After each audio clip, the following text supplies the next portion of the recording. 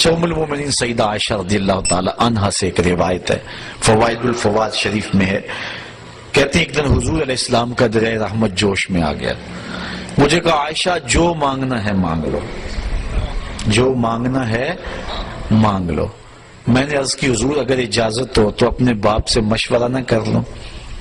دریائے رحمت جوش میں ہے اور کہا جو مانگنا ہے مانگ لو، موقع بڑا اہم ہاتھ میں آیا ہے، تو اگر آپ اجازت دیں تو اپنے والد حضرت ابو بکر صدیق سے مشورہ نہ کر لوں؟ کہا جاؤ ان سے پوچھ لو۔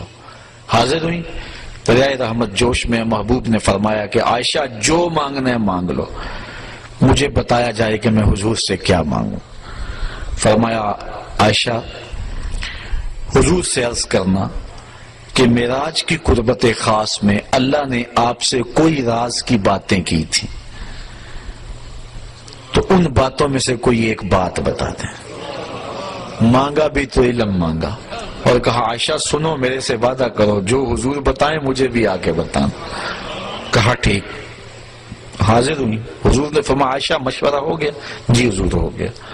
کہا بتاؤ پھر کیا مانگتی ہو؟ کہا حضور معراج کی قربت خاص میں جب آپ گئے تھے تو اللہ نے آپ سے کوئی کلام فرمایا تھا؟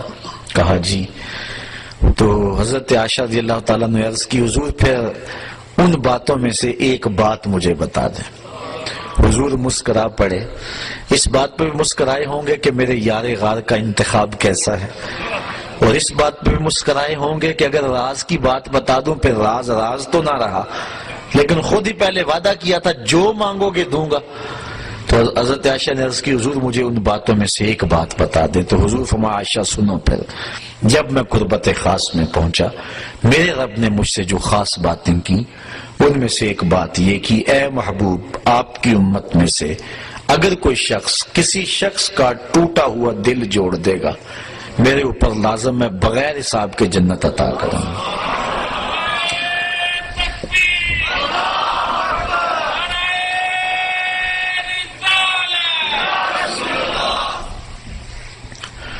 اللہ تعالیٰ پر ویسے کوئی شے لازم نہیں ہے، کوئی شے اللہ پہ فرض نہیں ہے، یہ ہمارے قائد کی کتاب میں لکھا ہے، شرح قائد میں، شرح مقاصد میں، خیالی سب کتابوں میں لکھا ہے کہ اللہ پر کوئی شے لازم نہیں ہے، کوئی فرض نہیں اللہ پر، لیکن آج خود اپنے اوپر کوئی شے لازم کر لے تو یہ اس کا کرم ہے۔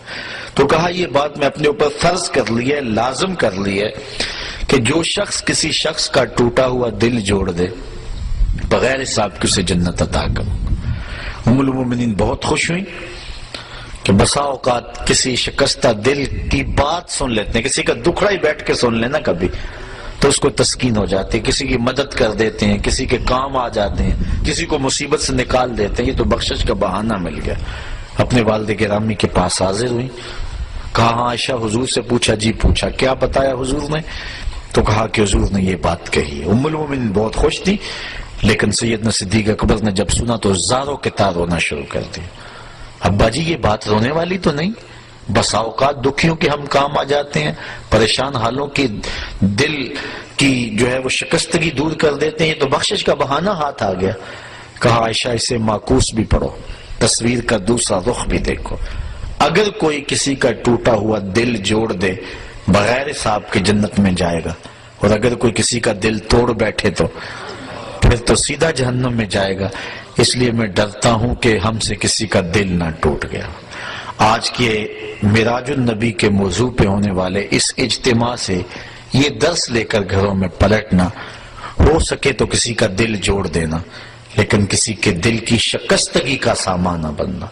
میرے اور آپ کے آقا و مولا نے تو یہاں تک احتیاط فرمائی، فرمایا اپنے گوشت کی خوشبو سے ہمسائے کو تکلیف نہ دو، یا تو تھوڑا سا پانی زیادہ ڈال لو اور شوربے کی پیالی غریب ہمسائے کے گھر بھی بھیج دو، اور اگر یہ نہیں کر سکتے تو ایسے زاویے اور ایسے وقت میں کھانا پکاؤ جب ہمسائے کے بچے سو چکے ہوں، چونکہ بچے اٹھ کے ضد کر بیٹھے اور ماں باپ سے انہوں نے مطالبہ کر لیا، غریب ماں باپ استطاعت نہیں رکھتے، تو بتاؤ ان بچوں کے دکھ کا علاج کس کے پاس ہوگا؟ وہ کیا کسی نے کہا نا دوپہر کو سلا دیتی ہے بچوں کو وہ اس ڈر سے گلی میں پھر کھلونے بیچنے والا نہ آ جائے۔ لیکن ہم نے ان لوگوں کے درد کو کبھی سمجھا؟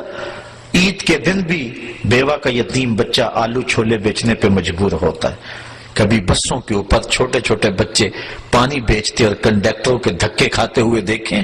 یہ بچوں کے سکول جانے کا زمانہ ہے، لیکن ہمارا معاشرہ بے درد ہو چکا ہے. تو ہمیں کسی کا دل نہ توڑنا، کسی کے دل کی شکستگی کا سامان نہ بنا. جوڑ سکتے ہو تو کسی کا دل جوڑ دینا، کسی کی شکستگی کو دور کر سکتے ہو تو یہ ایک بہت بڑی نیکی ہے، اور یہ بندے کو کہاں کی کہاں پہنچا دیتی ہے. میرے اور آپ کے آقا و مولا کی مجلس لگی ہوئی تھی. ایک شخص ایک کونے سے اٹھا، عرض کی حضور میرا بچہ گم ہے اور مل نہیں رہا، دعا کریں مل جائے. قبل اس سے کہ حضور دعا کے لیے ہاتھ اٹھاتے، مجلس کے دوسرے کونے میں ایک شخص بیٹھا تھا. عرض کی حضور میں ابھی فلاں باغ کے قریب سے گزر کے آیا ہوں، میں نے بچوں کے ساتھ اس کے بیٹے کو کھیلتے ہوئے دیکھا ہے. باپ نے سنا تو دوڑ لگا دی. آقا فرمائے سے بلاؤ. بلایا گیا. بہت جلدی ہے میاں. جی حضور آپ جانتے ہیں باپ کے جذبات کیا ہوتے ہیں.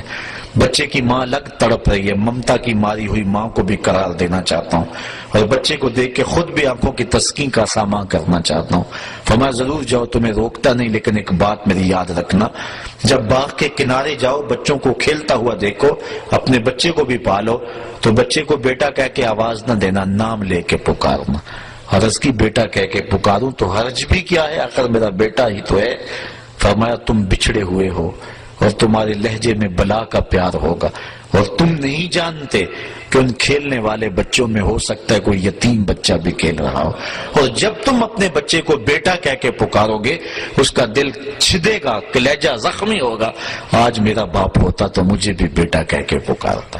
یہ اسلام کا مزاج ہے. بیوہ کے سامنے اپنی بیوی سے پیار نہ کرو، غریب کے سامنے اپنی دولت کی نمائش نہ کرو، اور لوگوں کے لیے دل شکستگی کے سامان نہ کرو، لوگوں کے دل جوڑنے کی کوشش کرو. تو کہا عائشہ میرے رب نے مجھ سے جو باتیں کی ہیں ان میں سے ایک بات یہ ہے، آپ کی امت میں سے اگر کوئی شخص کسی کا ٹوٹا ہوا دل جوڑ دے تو میں نے اپنے اوپر لازم کر لیا ہے کہ بغیر حساب کے اس کو جنت عطا فرماؤں گا. اللہ تعالی ہمیں اس معراج کی برکتیں اور حضور علیہ الصلوۃ والسلام کے سفر کا نور نصیب فرمائے.